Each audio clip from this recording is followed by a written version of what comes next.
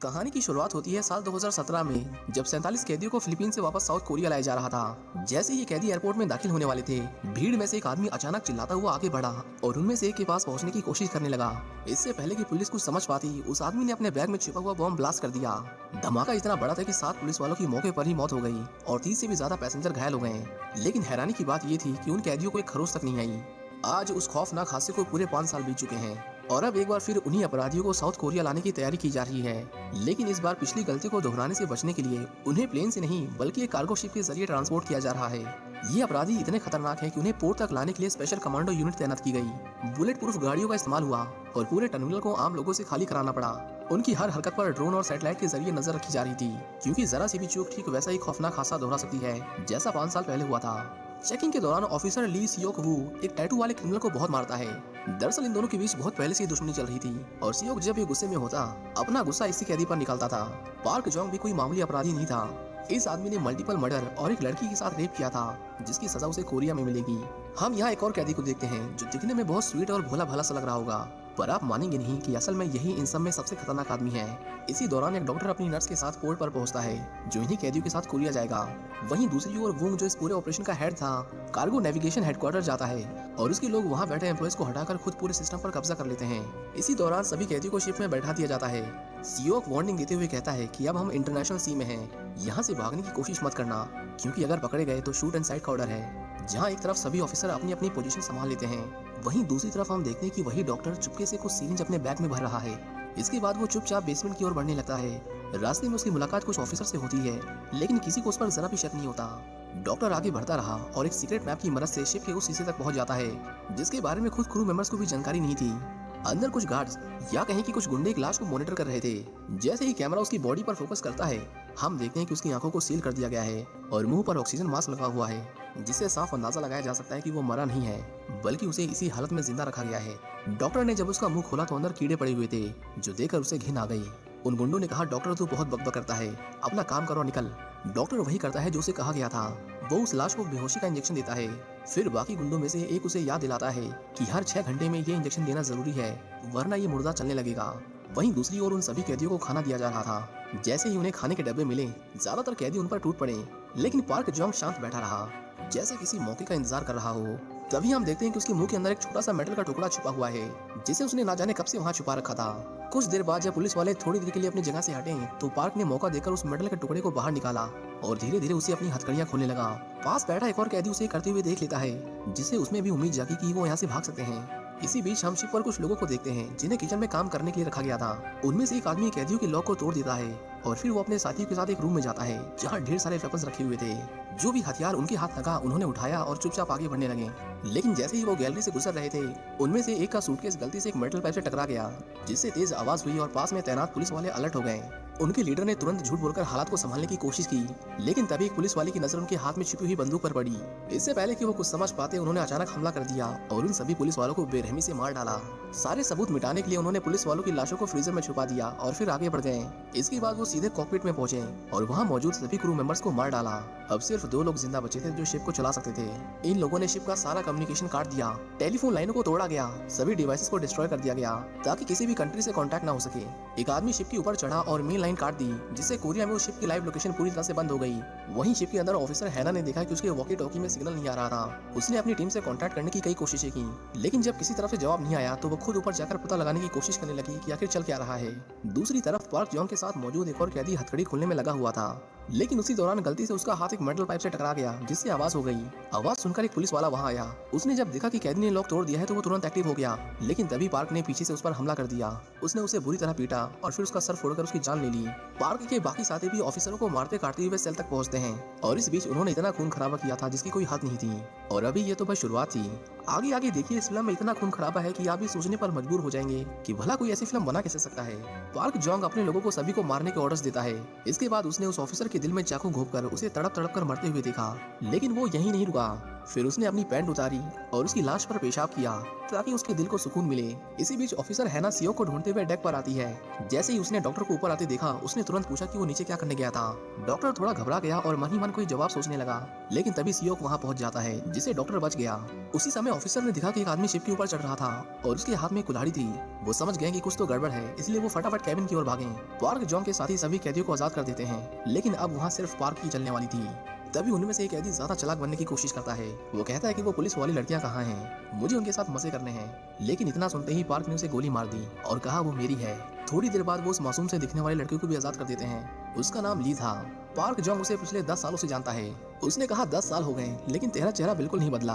फिर पार्क बाकी सबको बताता है कि इसकी शक्ल पर मत जाना। अगर तुम्हें लगता है कि मैं बुरा हूँ तो उसके किए हुए कारनामे सुनकर तो तुम सब डर के मारे यहाँ से भाग जाओगे। ली कोरिया जाना चाहता था, लेकिन पार्क ने कहा कि अब ये शिप कहीं नहीं जाएगा, हम सब अब यहीं रहेंगे। इन सब बातों से बेखबर सियोक जब अपने साथियों के साथ कॉकपिट तक पहुंचा तो उसने देखा कि वहाँ पूरे क्रू की लाशें पड़ी थी। इससे पहले कि वो कुछ समझ पाते, कॉकपिट में छुपे लोगों ने उन पर गोलियों की बौछार कर दी। इस हमले में कुछ लोग मारे गए, लेकिन सियोक, हैना और कुछ दूसरे ऑफिसर किसी तरह बच गए। फिर एक हमलावर ने क्रू मेंबर के सर पर बंदूक रख दी और उन्हें ब्लैकमेल करने लगा। उसकी चाल काम कर ही रही थी कि तभी हैना ने बड़ी होशियारी से उसे डिसआर्म कर दिया और मौका मिलते ही सियोक ने उसे गोली मार दी। पायलट काफी डरा हुआ था, लेकिन उसने बताया कि इंजन रूम में एक सैटेलाइट फोन है जिससे कोरिया में संपर्क किया जा सकता है। इधर गोलियों की आवाज सुनकर डॉक्टर घबरा गया। उसने नर्स से पूछा क्या तुम्हें भी बाहर से गोली चलने की आवाज आई, लेकिन नर्स उस समय नशे में थी और उसे लगा कि डॉक्टर मजाक कर रहा है। वो बोली मैं जाकर देख कर आती हूँ, पर डॉक्टर ने उसे तुरंत रोक लिया और दरवाजा लॉक कर दिया। पुलिस को लग रहा था कि क्रिमिनल्स उनके लिए खतरा है और उन क्रिमिनल्स को लग रहा था कि पुलिस वाले उनकी जान के दुश्मन है, लेकिन उन्हें अंदाजा भी नहीं था कि असली खतरा तो नीचे उनका इंतजार कर रहा था। हम देखते हैं कि टाइम पर बेहोशी की दवा ना मिलने से वो डेड बॉडी फिर से जिंदा हो जाती है और अब आगे जो होगा वो देखकर सबकी रूम कांप जाएगी। इसी बीच पार्क अपने लोगों के साथ इंजन रूम की ओर जाता है। रास्ते में उन्हें कुछ वर्कर्स मिलते हैं जिन्हें मारने में वो जरा भी देर नहीं करते। उन्होंने इंजन रूम में घुसकर बचे कुछ लोगों को भी मार दिया और वो सैटेलाइट फोन उसके तो उन्होंने परखच्चे उड़ा दिए। अब कोई तरीका नहीं था कि ये शिप किसी से कांटेक्ट कर सके। चीफ इंजीनियर ने कहा कि ये शिप उसके बिना नहीं चल सकती। ये सुनकर सभी कैदी हंस पड़े, क्योंकि उनका इरादा तो शिप चलाने का था ही नहीं। उन्होंने उसका मजाक उड़ाते हुए कहा कि तेरे साथियों ने भी मरने से पहले हमें यही बोला था। पार्क उसे मारने के लिए आगे बढ़ा ही था कि तभी ली उसे रोक लेता है और कहता है कि बस अब बहुत हुआ। उन दोनों में बस लड़ाई होने ही वाली थी कि तभी सियोक अपनी बची हुई टीम के साथ उन्हें धर लेता है। इंजीनियर ने कहा कि यहाँ गोली मत चलाना, पर ये लोग कहाँ किसी की सुनने वाले थे। पार्क जॉन्ग चाहता था कि वो सियोक को अपने हाथों से तड़पा तड़पा कर मारे, पर निहत्था होने के बाद भी सियोक की आंखों में उसका कोई डर नहीं था। दोनों गुटों के बीच बहुत भयानक लड़ाई शुरू हो जाती है। कोई किसी का गला काट रहा था तो कोई किसी का सर फोड़ रहा था। उसी दौरान एक आदमी वहाँ से भागने की कोशिश करता है, पर तभी वो डेड बॉडी अचानक उसके सामने आ खड़ी हुई। अल्फा ने उसे इतनी जोर की लात मारी कि उसके शरीर के अंग टूटकर चूर-चूर हो गए। सब अपनी आपस की लड़ाई भूलकर बस उस मॉन्स्टर को ही देख रहे थे। अल्फा उन सभी को एक एक करके स्कैन करता है और फिर चाकू उठाकर उन्हें इस तरह काटता है जैसे कि कोई कसाई हो। ऐसा लग रहा था कि उसे प्रोग्राम ही किया गया था कत्लेआम के लिए, बस उसे ये बताना भूल गए कि किसकी जान बख्शनी है। अल्फा ने एक का सर पकड़ा और उसमें इतनी जोर से अपनी उंगलियां धंसाई कि उसका सिर पिचक गया। सब उसे देखकर थर-थर कांप रहे थे, लेकिन तभी हम ली को देखते हैं जिसकी आंखों में उसका जरा भी डर नहीं था। सियोक ने जब उस पर हमला करना चाहा तो प्रोजेक्ट अल्फा ने उसे भी बहुत मारा।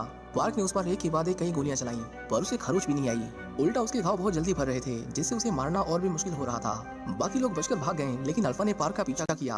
अब दोनों आमने सामने खड़े थे, लेकिन साइको पार्क जॉन्ग अभी नहीं समझ पाया था कि उसे हराना उसके बस की बात नहीं थी। अल्फा ने एक हथौड़े से उसके हाथ तोड़ दिए और फिर उसी हथौड़े से उसे पीट कर उसके सर का कचूमर बना दिया। जब कहानी शुरू हुई थी तो आपने भी नहीं सोचा होगा कि कहानी का मेन विलन जो इतना खतरनाक था वो ऐसी मौत मरेगा, लेकिन अभी तो ये बस शुरुआत है। आगे जो होने वाला है उसके सामने तो ये कुछ नहीं था। शिप को चलाने वाला कोई नहीं था, इसलिए जल्दी वहाँ वार्निंग के सायरन बजने लगते हैं। इससे पहले सियोक कुछ समझ पाता, अल्फा ने उसे पकड़ लिया। उसकी जान बच जाने ही वाली थी कि तभी ली बीच में कूद पड़ा और उसकी जान बचा ली। उसकी बॉडी में इतना वजन था कि उसे हिला पाना भी किसी आम इंसान के लिए नामुमकिन था। किसी तरह जान बचा के भागते हुए ली ने एक मोटा लोहे का गेट बंद करना चाहा, पर अल्फा उसे अपनी पूरी ताकत से रोकने की कोशिश करता है। इससे पहले वो दरवाजा तोड़ देता, उन्होंने हिम्मत करके उसे जोर से लात मारी और इसी बीच दरवाजा बंद हो गया। वहीं वोंग एक सैटेलाइट की मदद से उस शिप को ट्रैक कर लेता है। तस्वीरें देखकर वो तुरंत समझ गया कि कुछ तो गड़बड़ है। जरूर उन कैदियों ने उस शिप पर कब्जा कर लिया होगा। वो बार-बार एक आदमी की कॉल को टालने की कोशिश कर रहा था, लेकिन हालात ऐसे हो गए कि आखिरकार उसे फोन उठाना ही पड़ा। कॉल पर उसका बॉस गुस्से में कहता है कि उस शिप पर जाओ और अल्फा को लेकर आओ। वोंग उसे समझाने की कोशिश करता है कि ये बहुत रिस्की है, लेकिन उसकी ये बात सुनकर बॉस और भी ज्यादा गुस्सा हो गया। इसी बीच हम उसकी चेस्ट पर एक टैटू देखते हैं। ऐसा सेम टैटू अल्फा की बॉडी पर भी था। इसका मतलब अल्फा अकेला नहीं था जिसके अंदर सुपर ह्यूमन पावर्स थी। फोन करते ही वोंग बिजली के खंभे पर एक जोर से मुक्का मारता है, जिससे हमें समझ आ जाता है कि वोंग भी एक सुपर ह्यूमन था। वहीं दूसरी तरफ शिप का कैप्टन सबको छोड़कर भागने की कोशिश कर रहा था, लेकिन जब वो बोट को नीचे उतार रहा था तभी वहाँ अल्फा आ गया। उन दोनों को बेरहमी से मारने के बाद उसने रेस्क्यू बोट के टुकड़े कर दिए ताकि इस शिप से कोई भाग न सके। पास ही में मौजूद नर्स को अपने कैबिन के बाहर कुछ जोर जोर से पटकने की आवाजें सुनाई दी। वो थोड़ी घबराई हुई थी, लेकिन डॉक्टर के मना करने के बावजूद वो धीरे धीरे गेट की तरफ बढ़ने लगी। जैसे ही उसने बाहर झाँका, अल्फा ने उसकी गर्दन पकड़ ली और इतनी जोर से दबाया कि उसके गले की नसें फट गईं। इतनी खूबसूरत लड़की की इतनी भयानक मौत देखकर डॉक्टर ने अपनी आंखें बंद कर ली ताकि उसे ये घिनौना मंजर देखना ना पड़े।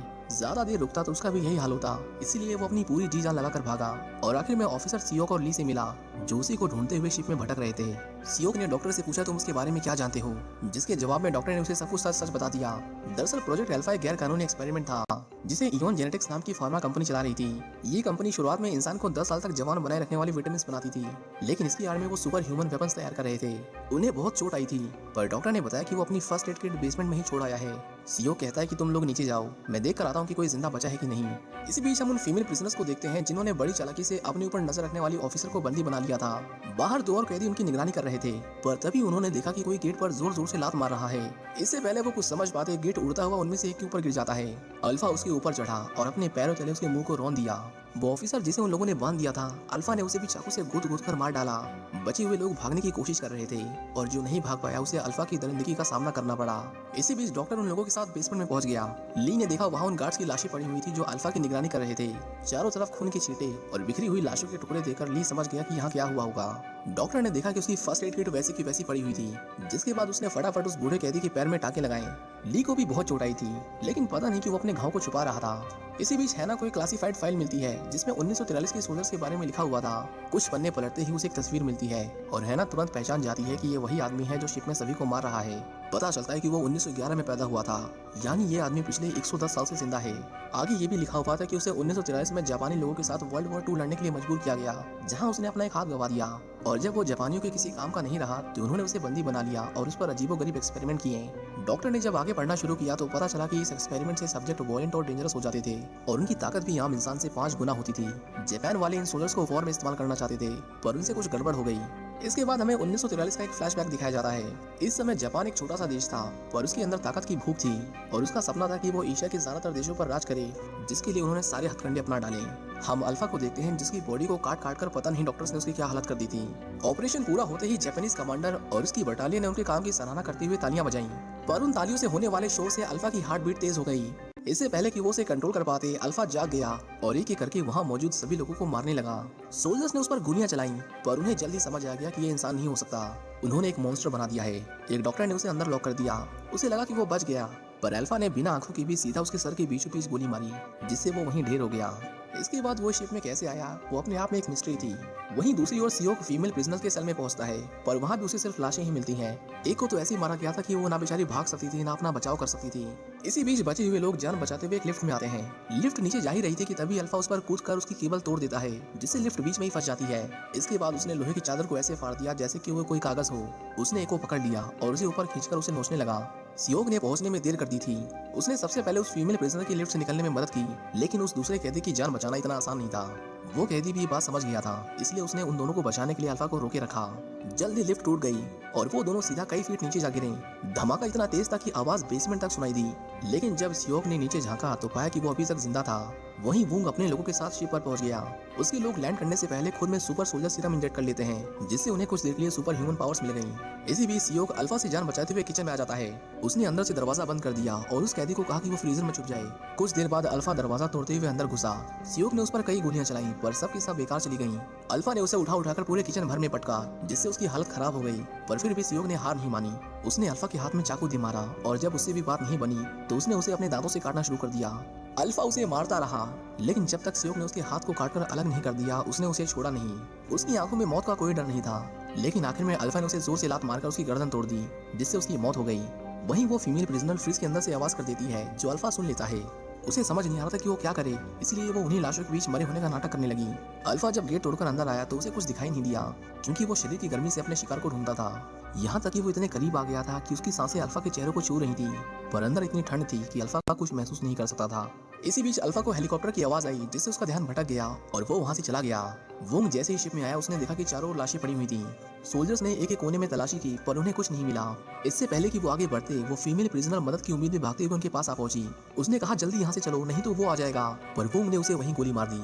उनकी आवाज सुनकर हैना और डॉक्टर उन तक पहुंच गए, पर जब उन्होंने सामने लाश पड़ी देखी तो वो समझ गए कि ये उन्हें बचाने नहीं आए। हैना ने तुरंत उन्हें सरेंडर करने को कहा, लेकिन वुंग ने उसे भी मार दिया। वो बाकियों को भी मारने वाला था, पर तभी ली सुपर स्पीड से उन सोल्जर्स को ऐसा करने से रोक लेता है। वुंग सोच में पड़ गया कि ये कौन है, पर जब उसने उसके कपड़े फाड़कर उसके चेस्ट पर वो निशान देखा तो वो समझ गया कि उन्हीं में से एक था। ली इस शिप में जानबूझकर आया था ताकि वो उन तक पहुंच सके। वुंग ने जब उसे गौर से देखा तो उसे याद आ गया कि वो कौन था। दरअसल सालों पहले दो गैंग्स आपस में भिड़ गई थी, जिसमें सभी ने एक दूसरे को मार दिया था। उन मरने वाले लोगों में ली भी शामिल था। वुंग ने सभी की लाशें उठाई और उन्हें एक्सपेरिमेंट के लिए भेज दिया। उन दर्जनों लाशों में सिर्फ ली ही था जिस पर उस दवा का असर हुआ था। पर जब पहले कुछ घंटों तक उसकी बॉडी में कुछ हरकत नहीं हुई तो उन्होंने उसे मरा हुआ समझकर उसे बाकी लाशों के साथ ठिकाने लगाने को कहा। इसके बाद उन सभी को एक पिग फार्म में लाया गया और उन पर कोई चीज छिड़की गई ताकि पिग उन लाशों को अपना चारा समझकर खा जाएं। पर तभी ली को होश आ जाता है और जब उसने सुना कि यहाँ उसे मारने की बातें हो रही हैं तो उसने वहाँ मौजूद हर एक आदमी को मार दिया और वहाँ से भाग गया। जल्द ही उसे समझ आ गया कि अब वो कोई आम इंसान नहीं था, पर फिर भी उसने कोशिश की कि उसके बारे में किसी को ना पता चले और खुद को दुनिया से छुपा कर रखा। पर किस्मत को शायद ये मंजूर नहीं था। जल्द ही वुंग ने उसकी फैमिली को ढूंढ लिया और उसकी वाइफ और उसके बेटे को मार दिया। शुरुआत से लेकर अब तक ये सब ली की साजिश थी ताकि वो अपने परिवार के कातिलों तक पहुंचकर उनसे बदला ले सके। वो दोनों लड़ी रहे थे कि तभी वहाँ अल्फा आ जाता है। मॉन्ग ने कहा कि सिर्फ उसके सर पर गोली मारना, जिसके बाद सोल्जर्स ने उस पर गोलियों की बारिश कर दी। अल्फा किसी तरह खुद को शील्ड करते हुए एक एक को मारता चला गया। इसी बीच डॉक्टर और वो कैदी मौका मिलते ही वहाँ से भाग खड़े हुए। उन्होंने बाहर आकर देखा कि हेलीकॉप्टर अभी भी वहीं खड़ा था। वो जल्दी अंदर घुसे और पायलट के सर पर बंदूक रखकर उन्हें तुरंत वहाँ से निकालने को कहा। पर ये उनकी बहुत बड़ी भूल थी, क्योंकि पायलट तुरंत उन दोनों को गोली मार देता है और इस तरह शिप में आने वाले सारे इंसान मारे जा चुके थे। वहीं अंदर अल्फा वुंग पर अटैक करता है, पर वो बाकियों की तरह इजी टारगेट नहीं था। वुंग ने कहा तुम बहुत महंगे हो, काश तुम्हें मारना ना पड़ता। वुंग ने उसे बहुत मारा और आखिर में बड़ी बेरहमी से उसने अल्फा का गला रेतकर उसका काम तमाम कर दिया। अब शिप पर सिर्फ वुंग और ली ही बचे हुए थे।